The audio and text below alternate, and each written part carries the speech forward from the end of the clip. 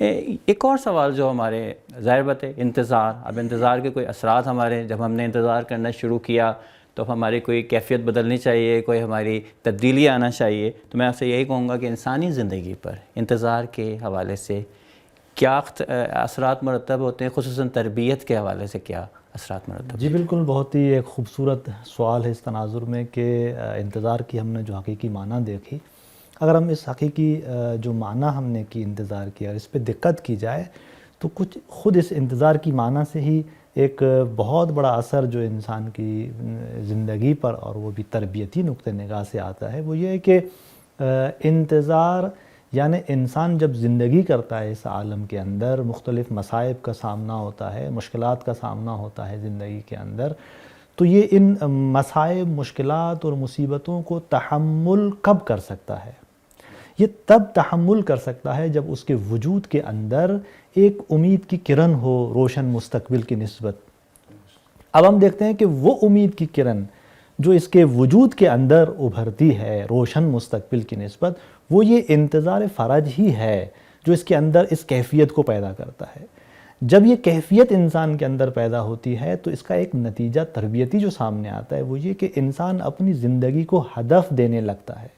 انسان اپنے تمام کاموں کو ایک معنی دینے لگتا ہے کہ میرے کام اس طریقے سے ہونے چاہیے، میرے کاموں کی جہت جو ہے اس کی جو سمت ہے وہ کس طرف ہونی چاہیے اور میں کس ہدف کے مطابق زندگی کو انجام دوں. تو تمام اس کی جو زندگی ہے فردی اور اجتماعی، اس کے اندر ایک زندگی کا بامعنی ہونا، بامقصد ہونا، یہ اسی انتظار کی برکتوں سے ہے. میرے خیال میں دعا عہد کے مفاہیم بھی اسی کی طرف. بالکل، ہم چونکہ زیادہ تفصیل میں نہیں جا رہے چونکہ ٹائم کے اتنے وقت میں وہ نہیں ہے. یہاں پر ایک اور بہت بڑا تربیتی اثر جو ہمیں نظر آتا ہے وہ یہ کہ وہ بھی اس انتظار کی معنی کہ آپ دیکھیں جب ہم انتظار فرج کی بات کرتے ہیں اور ہم نے کہا کہ انتظار فرج کا جیسے آغا صاحب نے اشارہ کیا اور ہم نے بھی بیان کیا معنی کے اندر جو خاص معنی ہے انتظار فرج کا اور جو مطلوب ہے یہاں مورد بحث ہے ہمارا، وہ کیا ہے؟ حجت الہی کے ظہور کا انتظار. کہ ہم نے کہا کہ یہ انتظار کا برجستہ مصداق ہے اور آخری انتظار فرج ہے. ٹھیک؟ خوب، اس انتظار فرج کا نتیجہ کیا ہوتا ہے؟ اس کا نتیجہ یہ ہوتا ہے کہ انسان کے اندر وجود میں یہ احساس پیدا ہونے لگتا ہے کہ میں امام کے محضر میں ہوں. ٹھیک؟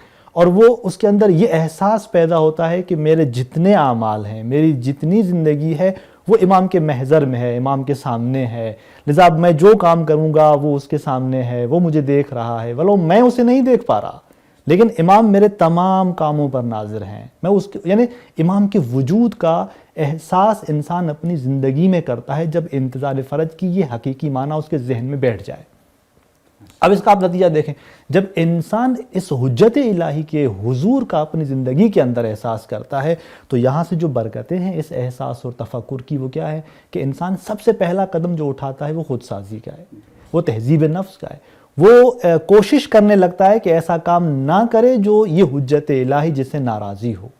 اسی طرح پھر وہ نہ فقط خود سازی کی طرف آتا ہے بلکہ حتیٰ جامع سازی کی طرف بھی آتا ہے. چونکہ انتظار فرج کا معنی یہ ہے، ہم نے کہا کہ یہ عمل ہے، یہ عبادت ہے، جیسا نے کہا کہ افضل عبادت ہے. اس کا مطلب یہ ہے کہ وہ اپنی تہذیب اور معاشرے کی تہذیب یہ برکات ہیں اسی انتظار فرج کی. اسی طرح اور بہت سارے تربیتی آثار ہیں، مثلا ہمدلی کا ایجاد ہونا، وحدت کا ایجاد ہونا. جب ایک جامع کے اندر، ایک معاشرے کے اندر انتظار فرج کی حقیقی معنی انسانوں کے دلوں میں اترتی چلی جائے گی تو ایک مشترکہ ہدف جو ہے وہ تشکیل پاتا چلا جائے گا سب کے لیے، اور وہ اس مشترکہ ہدف کے لیے ایک متفقہ ہدف کی طرف سب بڑھنے لگیں گے. چونکہ انتظار کا معنی یہ ہے کہ وہ بڑھیں اس ہدف کی طرف. تو جب سب کے سب اس ایک ہدف کی طرف بڑھتے ہوئے ہمیں نظر آئیں گے تو ایک ایسا معاشرہ تشکیل پانے جائے گا کہ جن کی گرچہ اپنی اپنی خاص رسومات ہیں، فرہنگیں ہیں، ثقافتیں ہیں، لیکن اس ہدف کے تناظر میں ان کے اندر وہ اختلافات کم ہوتے نظر آئیں گے. وہ اختلافات جو ہے وہ فوکس نہیں ہوں گے اور یہ مشترک ہدف جو ہے وہ برجستہ ہوتا ہوا نظر آئے گا اور ایک وحدت، ایک ہمدلی ایجاد ہونے لگے گی. اور یہی وجہ ہے کہ ہم جو کہتے ہیں کہ انسان مہدویت میں انتظار فرج کی حقیقی معنی کو درک کرے اور اس حقیقی معنی کے اعتبار سے پھر خود کو نشاط میں لائے، تحرک میں لائے. جب یہ ایسا کرے گا تو ظاہر سی بات ہے ایک ہمدلی، ایک ایسا. اور یہی وجہ ہے کہ آپ دیکھیں شیعہ تشیع کے معاشرے کے اندر، آپ دیکھیں کہ تشیع کے اندر جتنے بھی قومیں، قبیلے اور جو بھی ہیں، لیکن وہ چونکہ ایک ہدف مشترک جب دیکھتے ہیں تو اس مشترک ہدف کی وجہ سے ان کے درمیان وہ تمام اختصاصات جو ہے وہ کم ہوتے نظر آتے ہیں اور ایک ہمدلی، ایک وحدت کا عنصر بڑھتا ہوا نظر آتا ہے۔ اسی طرح اور بہت سارے اس کے انتظار کے تربیتی آثار ہیں جو انسان کی فردی اور اجتماعی زندگی پر بہت اثر ڈالتے ہیں۔ شکریہ